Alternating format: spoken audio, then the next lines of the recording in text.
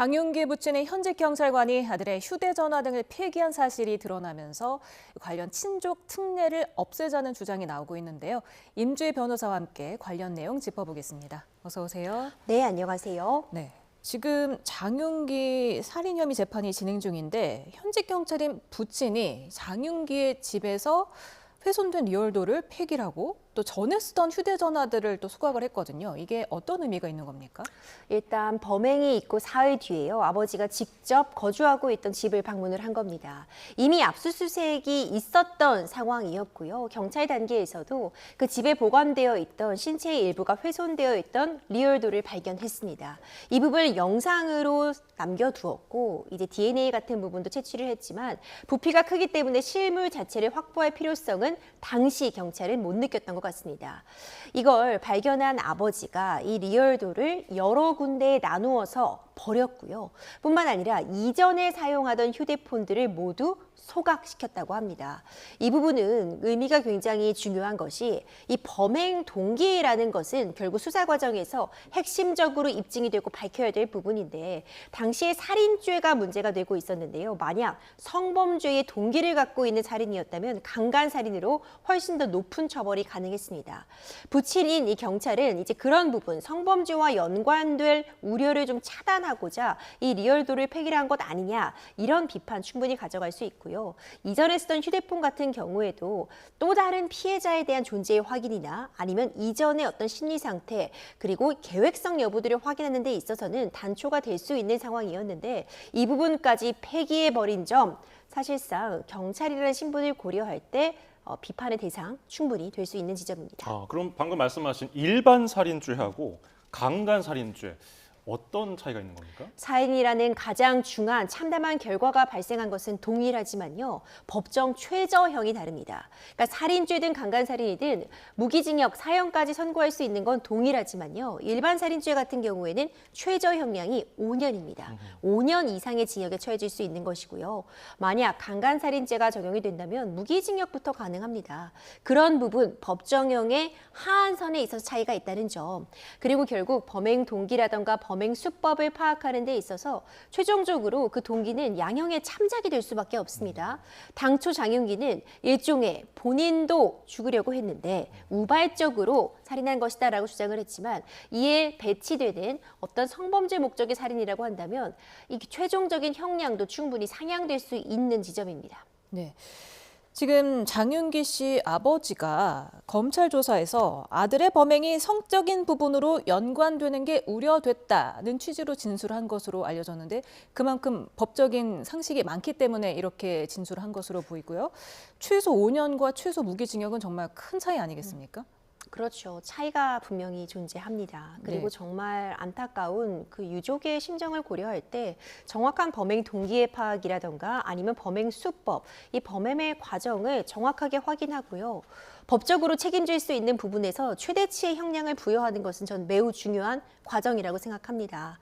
이제 이와 관련해서 이 경찰이라는 신분을 감안할 때 해당 증거가 갖는 의미를 충분히 알 수 있는 사람임에도 불구하고 이것을 은폐하려고 시도한 것은 비난의 대상이 될 수 있을 것 같고요. 다만 아버지이기 때문에 아버지여서 그런 방패막이로 삼기에는 유족의 아픔이 너무나도 크지 않을까 생각이 됩니다. 그런데 단순히 생각하면 범죄자의 관련된 핵심 증거를 훼손했거나 없앴기 때문에 증거 인멸이 아니냐고 생각할 수 있는데 처벌이 안 된다면서요? 친족 특례가 적용되기 때문입니다. 이 부분도 매우 중요한 부분인데요. 일반적으로 타인의 범행 사실에 대해서 그 핵심적인 증거를 은폐한다거나 훼손하면 증거인멸죄로 처벌이 됩니다. 5년 이하의 징역에 처해질 정도로 법정형도 꽤 무겁게 마련이 되어 있는데요. 단서가 붙습니다. 친족 간에 증거 인멸을 한다거나 범인 도피하는 경우에도 마찬가지고요. 친족이 증거를 인멸하거나 범인을 도피시키면 이때는 처벌하지 않는다고 되어 있습니다. 이 조항이 들어오게 된 배경을 보자면 가족이기 때문에 아무리 범죄를 저지른 사람이라도 가족이 그 범죄자에 대해서 증거를 그대로 가지고 있다가 수사기관에 제출하는 것은 기대 가능성이 없다라는 표현을 하게 됩니다. 기대 가능성이 없는 행동이기 때문에 처벌하지 않겠다라는 취지의 조항이라고 볼 수 있고요. 이번 사항도 동일합니다. 경찰이기에 앞서 장윤기의 아버지이기 때문에 친족특례가 적용되고 증거인멸죄로 처벌이 되기는 어려운 부분입니다. 네.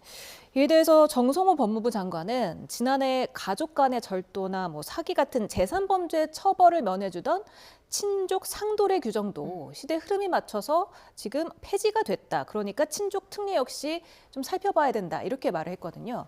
다른 나라는 좀 어떻습니까? 그렇죠. 굉장히 중요한 지적해 주셨는데요. 이 친족 상도례, 가족 간의 재산 범죄는 처벌하지 않는 친족 상도례는요, 이미 헌법 불합치 받았고요. 이제 고소가 있으면 처벌할 수 있는 친고죄로 법이 개정되었습니다. 친족 특례도 도입된 배경은 유사합니다. 그런데 지금 정성호 법무부 장관도 지적한 것처럼 범죄의 어떤 경중, 이것이 살인죄인지 아니면 단순 절도인지 여부와 관계없이 모두 증거인멸죄에 대해서 친족들은 처벌하지 않는다는 부분은 형평성 차원에서 문제가 있을 수 있고요. 이 과정에서 증거인멸을 친족이 다른 제3자에게 교사, 그러니까 부탁한 경우에는 또 증거인멸의 교사로 처벌이 됩니다. 이 부분도 좀 의아하다라고 여겨질 수 있는 부분이기 때문에 법 개정이 좀 머지않은 시간 내에 친족 상도례처럼 있지 않을까 생각이 되고, 일단 일본의 사례를 보면은요, 이 증거인멸에 대해서 친족 특례 조항이 유사하게 들어 있습니다. 다만 이때 처벌을 원칙적으로 하지 않는 것이 아니라요, 판사가 봤을 때 재량적으로 형을 감면할 수 있는 그런 규정으로 되어 있습니다. 따라서 참작할 만한 사정이 있다면, 그리고 죄의 경중에 따라서 증거인멸을 가족이 해도 처벌하지 않거나 경하게 처벌하는 경우가 있지만 우리처럼 원칙적으로 처벌하지 않는 조항은 아닙니다. 이런 부분을 보더라도 다른 나라와의 어떤 법제의 균형성, 그리고 지금 우리 현실을 감안했을 때 머지않은 기간 내에 사회적인 합의를 거쳐 개정 등의 작업이 필요하지 않을까 생각됩니다.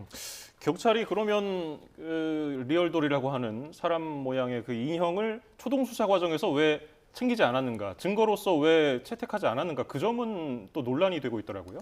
그렇죠. 아마도 당시 경찰은요, 영상으로 이미 그 자료를 확보했기 때문에 부피가 큰 실물까지를 굳이 확보할 필요성은 없다고 파악한 것 같습니다. 그렇기 때문에 다음에 진행될 공판에서도 그 해당 영상에 대한 분석 작업이 이루어질 것이다라고 지금 예측이 되고 있는데요. 이 초동 수사 부분에 대해서 특히 이 실물을 확보하지 않은 부분은 추후에 조금 더 논란이 될 수는 있겠지만 적어도 영상이 확보됐기 때문에 확보까지 해둘 필요는 없었다라는 판단이 가해진 것 같고요. 하지만 굉장히 중요한 증거였다는 점, 그리고 이 리얼돌, 이 실물뿐만 아니라 이 당시에 탑승했던 이 SUV에서 이 블랙박스 SD카드가 검찰의 보안 수사 과정에서 확인됐다는 점은 일부 수사기관, 처음에 수사를 했던 이 경찰의 수사에 조금은 미비한 점이 있었다라는 평가 가능해 보입니다. 네. 그래서 정성호 법무부 장관도 지금 경찰 수사에서 압수되지 않았던 증거들의 존재 사실을 검찰 보안 수사 단계에서 확인을 해서 장윤기의 성범죄 의도를 밝혀냈다, 이렇게 말을 했거든요. 다시 한번 법무부 장관이 검찰의 보안 수사권 필요성을 강조한 걸로 봐야 될까요? 그렇죠. 그 부분에 대한 언급이라고 보여집니다. 지금 보안 수사권이 완전히 폐지되는 과정에 있어서 문제가 있을 수 있다라는 부분을 법무부 장관도 다시 한번 언급했다고 보는데요. 그러니까 여러 단계를 거치면서 수사에 만전을 기해야 된다라는 취지와 덧붙여서 이렇게 경찰이 발견하지 못한 부분이 있을 수 있다. 이것을 검찰의 보안 수사를 통해서 다시 한번 수사를 하고 이 범행의 동기를 밝힌다거나 중요 증거를 추가로 발견할 수 있지 않겠느냐라는 부분을 좀 딱 지적한 것이 아닌가 생각이 되고, 이번 사건을 기점으로 해서 보안 수사권 폐지 논란, 이 부분도 다시 한번 쟁점이 될 가능성 높아 보입니다. 예, 광주경찰청에서는 이제 현직 경찰인 장윤기 아버지에 대해서 감찰에 착수하기로 했는데 여러 가지 논란들을 다 밝혀낼 수 있을까요? 그렇죠. 이 감찰이 착수가 되게 된다면 어쨌든 공무원이기 때문에 품위에 요지되는 부분이 없는지도 살펴볼 수 있을 것 같고요. 이 수사 과정에 혼선을 초래하지는 않았는지, 이 부분과 관련해서 본인의 직무나 권한을 활용한 건 아닌지 좀 포괄적으로 살펴볼 것 같습니다.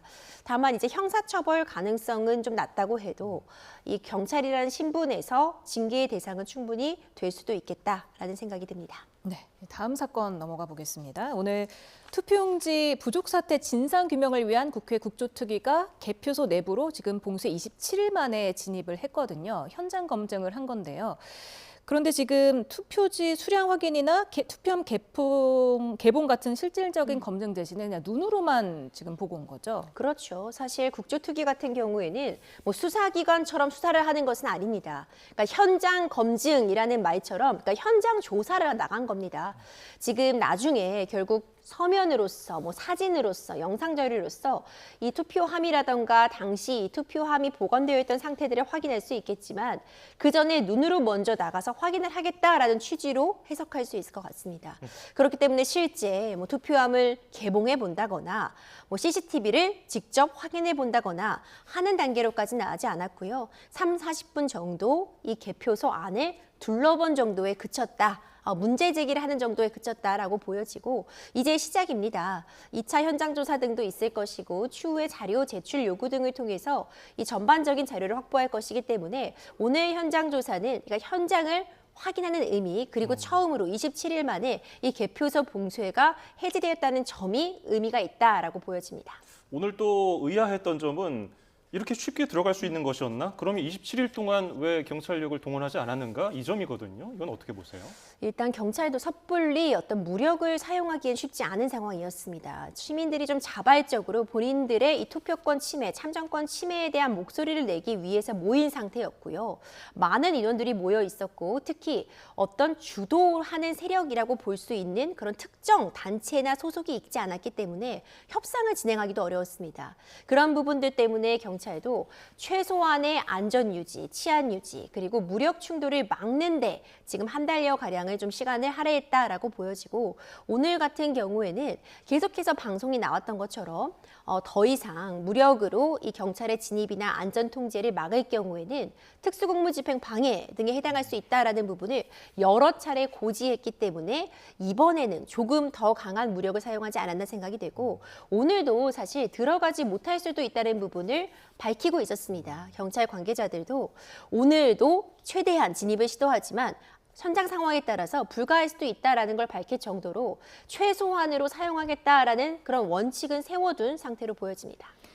지금 투표함이 보관된 장소가 경기장의 샤워실이기 때문에 CCTV가 그곳을 찍고 있지 않다고 하거든요. 그렇기 때문에 더불어민주당 김용만 의원도 이런 곳에 보관하는 게 얼토당토 않다. 하루빨리 안정적으로 관리되는 곳으로 옮겨야 된다. 이렇게 주장을 했는데 언제쯤 옮길 수 있는 걸까요? 그렇죠. 이제 옮겨야 된다는 주장에 대해서도 또 일각에서는 옮기다가 오히려 또 불필요한 오해를 살 수 있는 것 아니냐라는 이야기도 나와서요. 말 그대로 갈팡질팡 어찌할 바를 모르고 있습니다.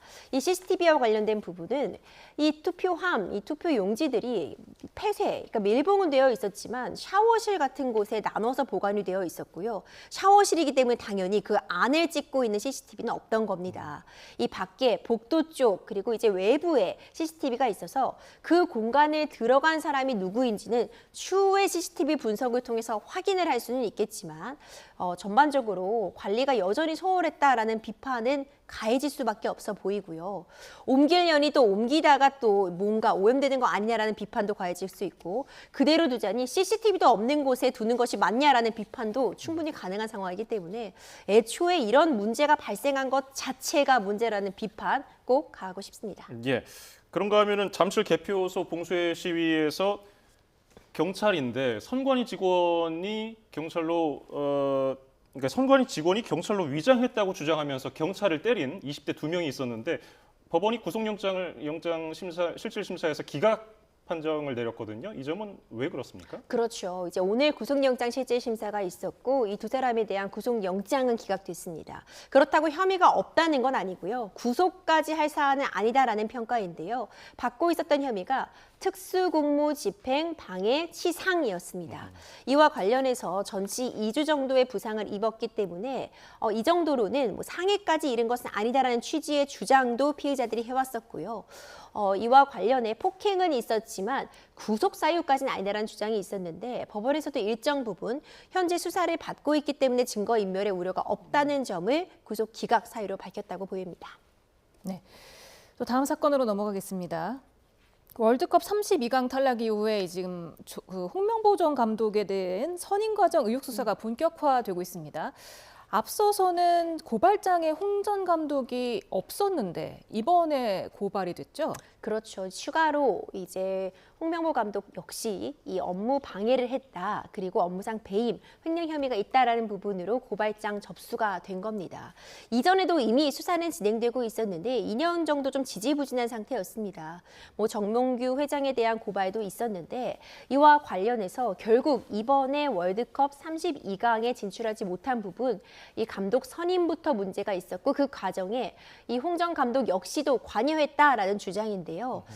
이제 피고발인 조사가 진행될 것인가 이 부분도 좀 관심이 집중될 수 있을 것 같은데 지금까지는 홍 전 감독이 참고인 조사도 받은 적이 없었지만 이제 본격적으로 이제 서울청으로 넘어와서 수사가 진행이 되고 관련해서 여러 의혹들이 동시다발적으로 제기되고 있는 만큼 경우에 따라서는 피고발인 조사도 진행될 수 있다라고 보여지고요. 다만 이 선출 과정, 선임 과정의 절차적인 하자 부분에 대해서 충분히 짚고 넘어갈 수 있고 그 과정에서 형사처벌 대상자가 나올 수도 있겠지만 단순히 좋지 않은 결과를 얻었다, 선수 기용이 잘못됐다라는 사유만으로 이 홍 감독이 어떤 업무상 문제가 된다, 업무상으로 업무를 방해했다라고 평가받기는 또 어려운 측면이 있어서요. 이와 관련해서 고의성이라던가 강제성 여부가 쟁점이 될 수밖에 없습니다. 사실 2년 넘게 종로경찰서에서 수사를 해오던 걸 이번에 서울청이 직접 수사하겠다고 밝혔는데 2년 동안 별다른 진척이 없으면서 지금 정몽규 회장이랑 홍명보 전 감독이 사퇴 의사를 밝힌 상황에서 이 수사의 실효성이 있겠느냐 이런 지적도 나오더라고요. 물론 과정에서 수사기관도요, 이제 재판의 결과를 좀 지켜보겠다라는 취지의 발언들도 있었습니다. 행정소송이 제기가 되었는데 이 감독 선임 과정에 문제가 있기 때문에 정몽규 회장을 징계해야 된다는 결정에 대해서 이걸 다투는 또 행정소송이 진행이 되어서 1심에서 징계가 적당하다, 정당한 징계였다라는 판단이 받아진 바가 있거든요.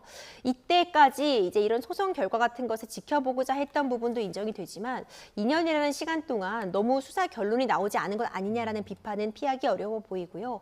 서울청으로 이제 이첩이 되었다는 건 워낙 여러 가지 사건들이 동시다발적으로 고발이 되다 보니 한꺼번에 이제 정리해서 포괄해서 수사하겠다라는 의미로 읽혀지고 이제는 수사가 빨라질 수밖에 없습니다. 재판 결과도 1심이 나왔고 여러 가지 의혹이 제기되고 있는 또 국민들의 관심도가 매우 높은 사건이기 때문에요. 빠른 시일 내에 어느 정도 수사 결과가 향방이 정해지지 않을까 생각됩니다. 네, 오늘 도움 말씀 여기까지 듣죠. 임주혜 변호사였습니다. 고맙습니다. 감사합니다.